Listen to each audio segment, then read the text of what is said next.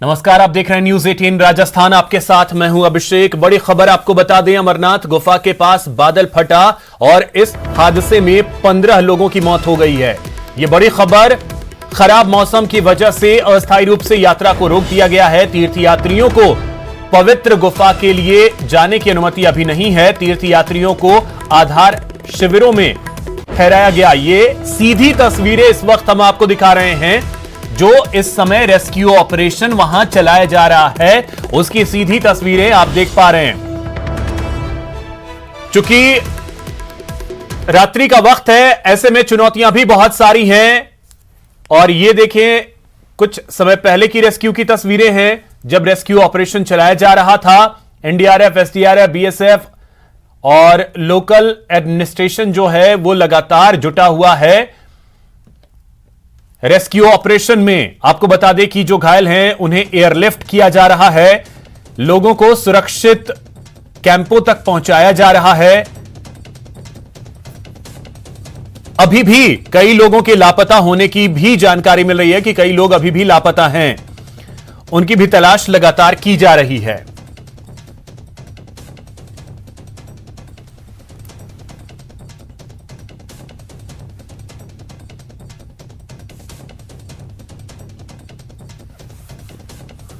तो यह बड़ी खबर आपको बता दें, बादल फटने की वजह से हड़कंप मच गया। ये तस्वीरें हम आपको दिखा रहे हैं। अलग अलग तस्वीरों के जरिए आप देखें तो इस पूरे हादसे की कहानी आपके टीवी स्क्रीन पर है। एक तरफ किस तरीके से बादल फटा और उसके बाद पानी का सैलाब और इसमें कई टेंट बह गए। ये तस्वीरें आप देखें, कई टेंट इसमें बह गए और उसके बाद रेस्क्यू ऑपरेशन शुरू किया गया।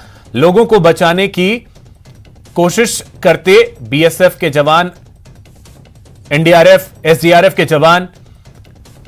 और ये तस्वीरें हम आपको दिखा रहे हैं अलग अलग तस्वीरों के जरिए।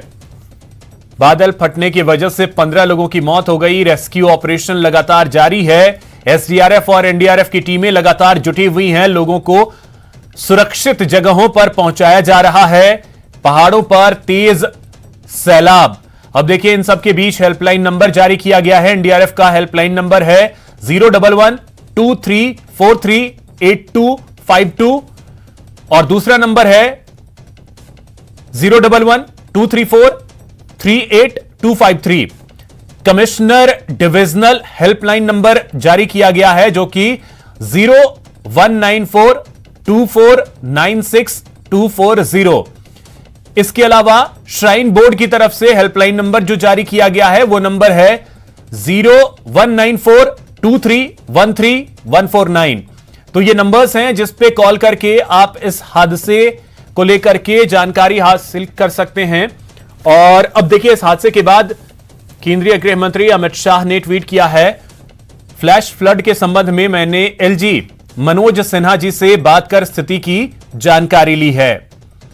यह ट्वीट किया है गृह मंत्री ने। इसके अलावा एनडीआरएफ, सीआरपीएफ, बीएसएफ और स्थानीय प्रशासन बचाव कार्य में लगे हुए हैं। तो यह ट्वीट किया है केंद्रीय गृह मंत्री अमित शाह ने इस हादसे के बाद। उन्होंने लिखा है कि लोगों की जान बचाना हमारी प्राथमिकता है। सभी श्रद्धालुओं की कुशलता की कामना करता हूं।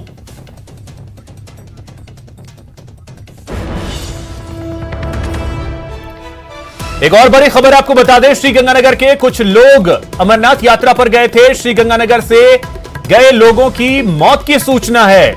श्रीगंगानगर एसपी आनंद शर्मा का बयान है कि यात्रा पर गए कुछ लोगों से संपर्क नहीं हो पा रहा है। प्रशासन कर रहा है संपर्क साधने की कोशिश। तो यह बड़ी खबर आपको बता दें, अमरनाथ गुफा के पास जो बादल फटा है उसके बाद अपडेट इसमें यह है कि श्रीगंगानगर के कई लोग जो हैं वो अमरनाथ यात्रा पर गए थे। उनमें से कुछ लोगों से संपर्क नहीं हो पा रहा है।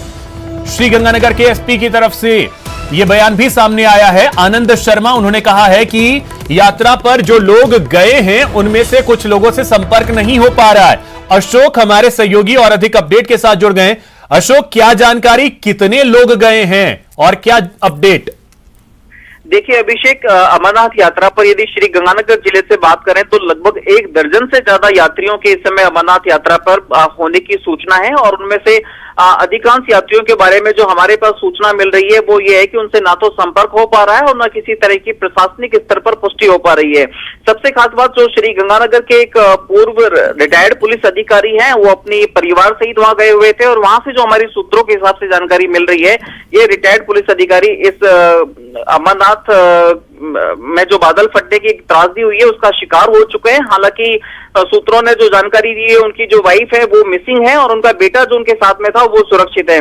इसके साथ साथ एक व्यापारी जो है यहाँ पर, वो भी अपने परिवार साथ गए हुए थे, लेकिन उनके बारे में भी किसी तरह की जानकारी नहीं मिल पा रही है। प्रशासन भी उनसे संपर्क करने का प्रयास कर रहा है। इसके साथ साथ जो अमरनाथ में एक श्री गंगानगर के जो एक संस्था है, जहां पर उन्होंने श्रद्धालुओं के लिए एक लंगर और भंडारे का आयोजन करने के लिए एक शामियाना टेंट लगाया हुआ था, वो टेंट भी पूरी तरह से तहस नहस हो चुका है। तो उस टेंट के दौरान उस संस्था में जो लंगर की जो व्यवस्था में लोग गए हुए थे, वो लोग भी लापता हैं। ओवरऑल जो सूत्रों से हमें जानकारी मिल रही है अभिषेक, उसमें श्री गंगानगर के एक रिटायर्ड पुलिस अधिकारी की डेथ हो चुकी है, उनकी वाइफ मिसिंग है और उनका बेटा सुरक्षित है।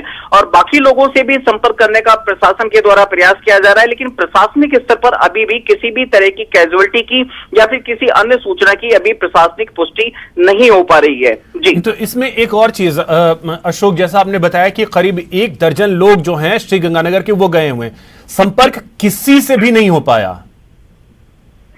बिल्कुल, देखिए क्योंकि अभी तो आइडेंटिफाई करना है कि श्री गंगानगर से कौन कौन लोग गए हुए थे। अब जैसे जैसे हमारे पास सामने सूचना आ रही है, इसमें एक रिटायर्ड पुलिस अधिकारी हैं जो पूर्व यातायात थाना प्रभारी थे, सुशील खत्री, जिनका कुछ ही महीनों पहले रिटायरमेंट हुआ था। वो अपनी वाइफ के साथ और अपने बच्चे के साथ अमरनाथ की यात्रा पर गए हुए थे, जहां और हमारी जो सूत्रों से जानकारी मिल रही है वो ये है कि रिटायर्ड पुलिस अधिकारी सुशील खत्री जी इस काल का शिकार हो चुके हैं, उनकी वाइफ मिसिंग है और उनका बेटा सुरक्षित है। और अन्य लोग भी वहां पर मौजूद हैं। और अन्य लोगों ने जो हमारे साथ जो सूचना शेयर की, उन्होंने कहा कि एकाएक जिस तरह से बादल फटे, तो बादल फटने के बाद में इस हद तक पानी और पानी के साथ मलबा आया कि उन्होंने सोचा कि जैसे किसी समुद्र के भंवर में फंस गए हों। तो उनके आसपास जो लोग मौजूद थे, आसपास जैसे टेंट थे, सामियाने थे, वो सारे के सारे सामियाना, टेंट और आसपास लोग मौजूद वहां से पूरी की तरह से एक दूसरे से अलग हो गए, बिछड़ गए। और सुशील खत्री जी की बॉडी के पास में इस समय हमारे जो सूत्र है वो वहां मौजूद हैं। वो कह रहे हैं कि सुशील खत्री जी इस हादसे का शिकार हो चुके हैं, लेकिन उनकी जो वाइफ साथ में गई हुई थी वो वाइफ वहां से मिसिंग है। जी, चलिए ठीक है अशोक, बहुत शुक्रिया आपका तमाम जानकारी के लिए। और भी आप प्रयास करें इसमें, और अपडेट अगर आता है वो भी आपसे लेंगे। तो फिलहाल बड़ी जानकारी ये है कि श्री गंगानगर के करीब 1 दर्जन लोग जो हैं, अभी तक की जो जानकारी है उसके हिसाब से गए हुए थे और उनमें से कुछ लोग मिसिंग हैं। ये तस्वीरें अगर आप देखें, रेस्क्यू ऑपरेशन किस तरीके से चलाया जा रहा है, एसडीआरएफ और एनडीआरएफ की टीमें हैं। इसके अलावा आपको बता दें कि बीएसएफ की टीम है वो लगातार जुटी हुई है, आईटीबीपी की टीम जो है वो जुटी हुई है। ये तमाम जो टीमें हैं रेस्क्यू ऑपरेशन में जुटी हुई हैं। और आपको बता दें कि अभी तक जो अपडेट है उसके अनुसार 15 लोगों की मौत हो चुकी है। जारोली को क्लीन चिट देने पर सवाल उठ रहे हैं। रीट पेपर लीक मामले में एसओजी के द्वारा माध्यमिक शिक्षा बोर्ड के अध्यक्ष रहे डीपी जारोली को जांच में क्लीन चिट देने पर राजस्थान एकीकृत बेरोजगार महासंघ के उपेन यादव ने कई गंभीर सवाल उठाए हैं। उपेन यादव ने सरकार से सवाल किया है कि यदि डीपी जारोली सही थे तो इतने दिन फरार क्यों थे? लगातार आरोपों के बाद जारोली मीडिया के सामने क्यों नहीं आए और राजनीतिक संरक्षण प्राप्त होने का बयान क्यों दिया? यादव ने सरकार की कार्रवाई पर सवाल उठाते हुए कहा कि यदि डीपी जारोली गलत नहीं थे तो उनको सरकार ने बर्खास्त क्यों किया? वहीं उपेन यादव ने कहा कि अब तक कई भर्तियों में गड़बड़ी की जांच में छोटे कर्मचारी या निजी व्यक्तियों को ही एसओजी ने गिरफ्तार किया है।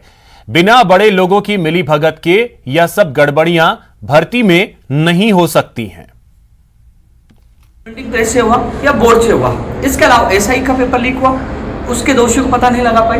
और जो आरपीएससी में घूसकांड प्रकरण आया, आरएस भर्ती में सदस्य के नाम आए, कई कर्मचारियों का नाम आए, उसमें भी आज तक पता नहीं लग पाए। वहीं कांस्टेबल भर्ती परीक्षा सीएचओ में जो कांग्रेस सरकार से जुड़े हुए पदाधिकारी जिनके स्कूल है वो लिप्त पाए गए, लेकिन अभी तक नए कानून के तहत स्कूल की मान्यता रद्द हो पाई है, नहीं संपत्ति जब्त हो पाई है और नहीं उन लोगों को नए कानून के तहत आर्थिक उन पर दंड किया गया है। ऐसे में सवाल ये उठ रहे हैं कि आखिरकार कब तक युवाओं की मांगों को दबाया जाएगा। माननीय मुख्यमंत्री जी से मैं एक बार फिर अपील करूंगा कि जैन डिग्री का मामला हो, चाहे लाइब्रेरियन, चाहे रीट, चाहे कांस्टेबल, तमाम भर्ती परीक्षाओं की जांच सीबीआई को दे देनी चाहिए। रीड लीक्स मामले में एसओजी की ओर से डीपी जारोली को क्लीन चिट दिए जाने के मामले को लेकर सियासत तेज हो गई है। क्लीन चिट पर अपनी प्रतिक्रिया देते हुए सांसद किरोड़ी लाल मीणा ने राज्य सरकार पर हमला बोला और वहीं दूसरी ओर बीजेपी के प्रदेश अध्यक्ष सतीश पूनिया ने कहा, एसओजी प्रदेश सरकार के नियंत्रण में काम करती है, इसलिए हम शुरू से ही केंद्रीय एजेंसी सीबीआई से पेपर लीक मामले की जांच की मांग करते आए हैं। एसओजी राजनीतिक दबाव में उनको क्लीन चिट दे रही है, तो मैं पूछना चाहता हूं सरकार से, मुख्यमंत्री जी से, कि आखिर में किस कारण उनको आनंद फानंद में बर्खास्त कर दिया गया। और आपको जानकारी है कि बर्खास्त करने के बाद डीपी जारोली जी ने ये कहा था कि इसमें बड़े राजनीतिक हाथ हैं।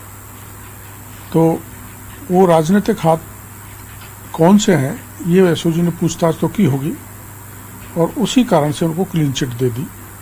और इसीलिए हमने सीबीआई की मांग की थी कि मछलियां तो पकड़ी गई लेकिन मगरमच्छ पकड़े नहीं गए, और इसी ढंग से एक मगरमच्छ सरकार की मेहरबानी से, एसओजी की कृपा से बच निकले, जो दुर्भाग्यपूर्ण है। देखिए, जारोली का जो पहला बयान मैंने सुना था उसमें कहा कि राजनीतिक संरक्षण के कारण ये नकल हुई है। ये एक जो प्रथम दृष्टया उसका बयान था। उसके बाद में जिस तरीके की बातें आई, केवल रीट की बात नहीं थी, राजस्थान की कोई परीक्षा ऐसी नहीं बची, विद्यार्थियों के पेट पे लात मार के उनके माँ बाप के सपनों को चकनाचूर करने का काम अशोक गहलोत की सरकार ने किया है। और कल जो कोर्ट का वर्डिक्ट स्टेनोग्राफर के लिए आया है, तो मुझे लगता है कि ऐसी एक सीक्वेंस है जो नकल का माफिया, जैसे बजरी माफिया, पर्यटन माफिया, भू माफिया, शिक्षा माफिया, चिकित्सा माफिया, उसमें एक माफिया और जुड़ गया राजस्थान में, नकल माफिया। ये नकल mafia, paper leak mafia Ashok Gehlot की सरकार में उनकी नाक के नीचे पनपा है। और इसलिए एसओजी ने क्लीन चिट दे दी, तो एसओजी किसकी संस्था है, ये तो हम प्रश्न खड़े ही करते थे कि सीबीआई की जांच क्यों जरूरी है। सीबीआई की जांच इसलिए कि सीबीआई नेशनल एजेंसी है, उस पर भरोसा किया जा सकता है। लेकिन सीबीआई से अशोक गहलोत सरकार इसलिए डरी हुई थी कि कहीं सच्चाई सामने नहीं आ जाए। सच्चाई से डरने के लिए उन्होंने एसओजी का साथ। वहीं रीड लीक्स मामले में हनुमान बेनीवाल ने प्रदेश सरकार पर ट्वीट कर निशाना साधा है। उन्होंने ट्वीट कर लिखा है कि राजस्थान में रीट के लीक हुए पेपर प्रकरण में एसओजी द्वारा माध्यमिक शिक्षा बोर्ड के पूर्व अध्यक्ष डीपी जारोली को क्लीन चिट दे देना जांच एजेंसी एसओजी के साथ राजस्थान सरकार की कार्यशैली पर भी सवाल खड़े करता है। इस पूरे मामले में सीबीआई जांच की जरूरत थी, क्योंकि पर्दे के पीछे ऐसे कई गुनहगार बैठे थे जिनका पर्दाफाश सीबीआई जांच के बिना असंभव था। इस कारण राजस्थान सरकार ने यह जांच सीबीआई को नहीं दी। एसओजी ने सरकार के दबाव में उक्त मामले में निष्पक्ष जांच नहीं की, क्योंकि जारोली को सत्ता में बैठे उन लोगों के इशारे पर बचाया गया जिनकी पूरी भूमिका रीट का पेपर आउट करने में थी।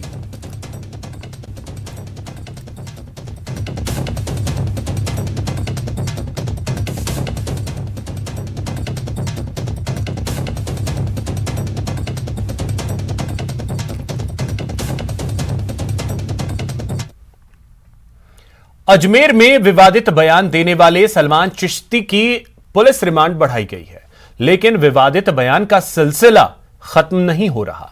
लगातार आ रहे ऐसे बयान के बाद पुलिस सतर्क है, तो उदयपुर की तर्ज पर अजमेर विवादित बयानों की भी एनआईए जांच की मांग उठने लगी है।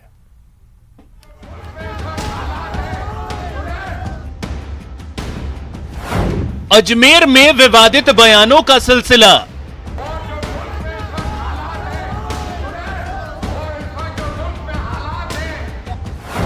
कौन खराब कर रहा है प्रदेश का माहौल?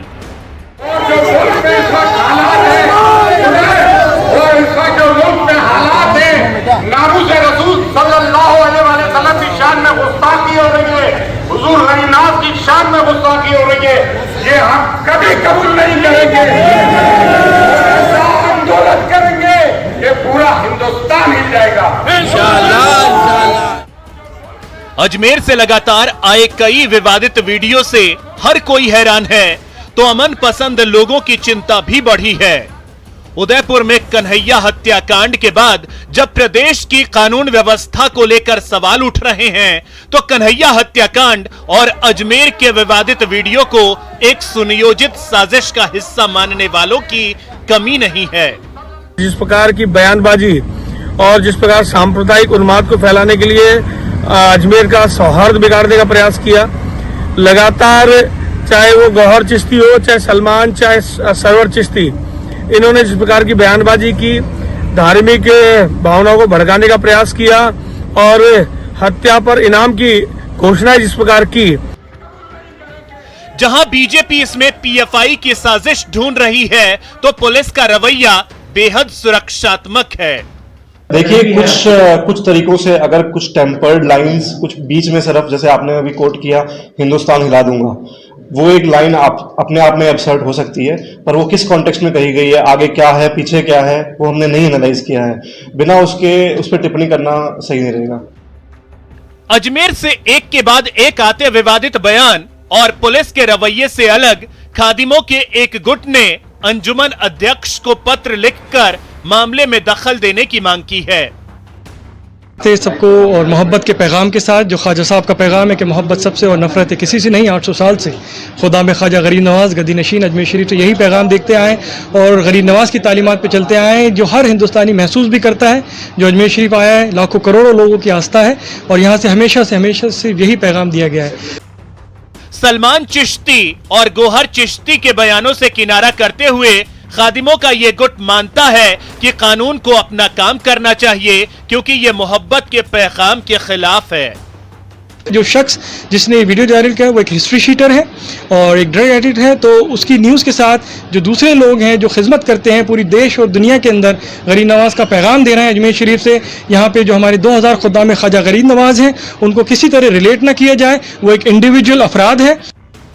वहीं बीजेपी सीधे तौर पर उदयपुर की तर्ज पर अजमेर मामले की भी एनआईए जांच की मांग कर रही है। इस घटनाक्रम में अजमेर का जो सौहार्द बिगड़ा है और जिस प्रकार से कन्हैयालाल की हत्या हुई, हत्या में जो अजमेर कनेक्शन दिख रहा है, उसकी एनआईए से जांच होनी चाहिए और गहन जांच होकर जो इसमें दोषी है उन पर कार्रवाई होनी चाहिए।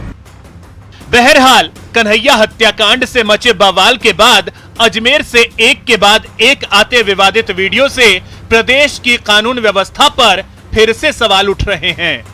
अभिजीत दवे, न्यूज़ 18 अजमेर। पूर्व डिप्टी सीएम और कांग्रेस विधायक सचिन पायलट आज उदयपुर में कन्हैयालाल के परिजनों से मिले। पायलट ने कन्हैयालाल के परिजनों को ढांढस बंधाया। सचिन पायलट ने कहा कि हत्यारों का मकसद सिर्फ हत्या करना नहीं था, उनका मकसद दहशत और खौफ पैदा करना था। ये सब जानते हैं कि जो हत्यारे थे उनका उद्देश्य सिर्फ हत्या करने का नहीं था। जिस तरह से इस पूरी घटना को अंजाम दिया गया, जिस तरह से दहशत और खौफ पैदा करने की कोशिश की गई, मैं समझता हूँ वो हम सब के लिए एक बहुत बड़ी चेतावनी है और लोगों के जहन में डर पैदा करने का, खौफ पैदा करने का जिन्होंने कोशिश की है, उसको हम सब मिलकर नाकाम करेंगे। और दोषियों को पकड़ा तो गया है, लेकिन हम सभी चाहते हैं कि चाहे वो एटीएस हो, एसओजी हो या एनआईए हो, दोषियों को जल्द से जल्द, चाहे डेली हेयरिंग्स हो स्पेशल कोर्ट के माध्यम से, लेकिन जो दोषी हैं जिन्होंने हत्या को अंजाम दिया है, इस भयानक घटनाक्रम को अंजाम दिया है, उनको सख्त से सख्त सजा मिलनी चाहिए और मैं समझता हूँ फांसी से कम सजा नहीं मिलनी चाहिए। कन्हैयालाल जी के देश में सरकार फेल रही। कल केंद्रीय गृह मंत्री अमित शाह के दौरे को लेकर सुरक्षा के पुख्ता इंतजाम किए गए हैं। पुलिस ने आज एयरपोर्ट से लेकर रामबाग पैलेस और बीजेपी कार्यालय तक अमित शाह के दौरे की रिहर्सल की। कमिश्नरेट पुलिस ने शाह की सुरक्षा में बड़ी संख्या में पुलिसकर्मियों की तैनाती की है। तीनों कार्यक्रम स्थलों पर पुलिस और इंटेलिजेंस एजेंसियां मोर्चा संभाल चुकी हैं। केंद्रीय सुरक्षा बल भी सुरक्षा में तैनात की गई है।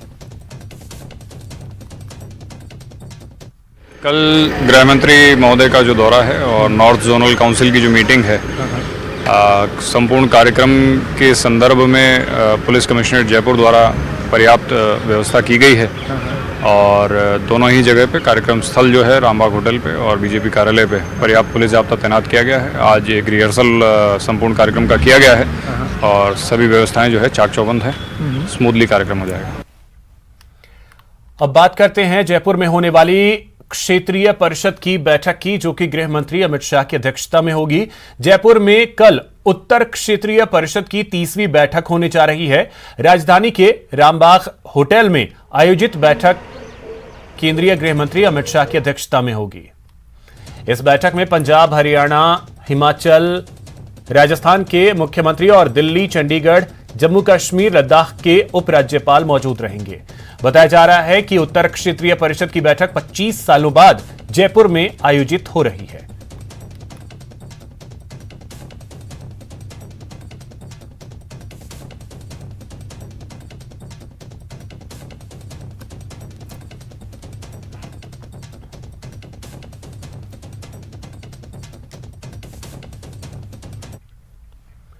अब बात पानी, परेशानी और जिंदगानी की। तस्वीरें आपको दिखाते हैं। आप टीवी स्क्रीन पर इससे जुड़ी 6 तस्वीरें देख रहे हैं। पहली तस्वीर उत्तराखंड के रामनगर की है, जहां ढेला नदी के राफ्टे पर पर्यटकों की कार पानी के तेज धारा में बह गई और इस हादसे में 9 लोगों की मौत हो गई। दूसरी तस्वीर तेलंगाना के महबूब नगर की है, जहां एक स्कूल बस अंडर ब्रिज के पानी में फंस गई, जिसमें 20 बच्चे सवार थे। तीसरी तस्वीर स्वर्ण नगरी की है। तो ये अलग अलग जगहों की तस्वीरें आपके टीवी स्क्रीन पर।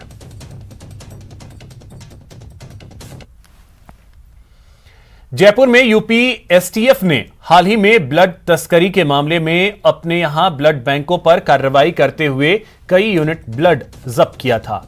यूपी कार्रवाई में यह सामने आया था कि ब्लड राजस्थान के ब्लड बैंकों से अवैध तरीके से लाया जा रहा है। इसकी सूचना मिलने के बाद राजस्थान औषधि नियंत्रण संगठन ने जयपुर के 6 और सीकर और चूरू के एक ब्लड बैंक पर निरीक्षण किया।